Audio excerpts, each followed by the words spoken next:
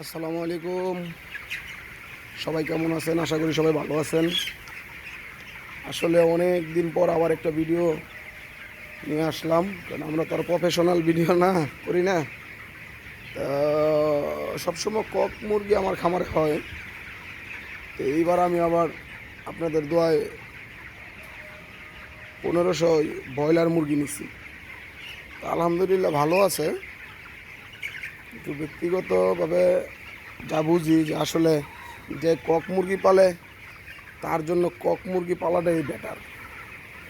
আর broiler মুরগিটা হলো সবার জন্য না, যারা পরিশ্রম একটু বেশি করে তাদের জন্য ব্রয়লার মুরগিটা বেস্ট। তো যাই হোক, সবাই দোয়া করবেন আমার খামারের জন্য।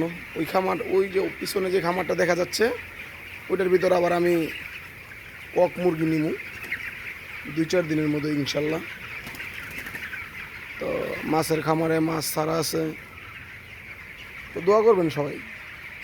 আশা করি আপনাদের দোয়া আল্লাহ তাআলা হয়তো আমাকে এইগুলার সেবা যত্ন করার তৌফিক দিবে। সবার কাছে দোয়া চাই, সবার দোয়া করবেন। আর সবাই উদ্যোক্তা হন, ব্যবসা করেন। ব্যবসার ভিতরে লাভ আছে, লস আছে, আনন্দ আছে, কষ্ট আছে।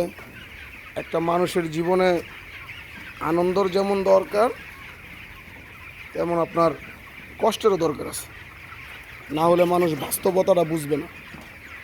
তো যাই হোক বন্ধুরা, সবাই ভালো থাকবেন। আল্লাহ হাফেজ। আসসালামু আলাইকুম।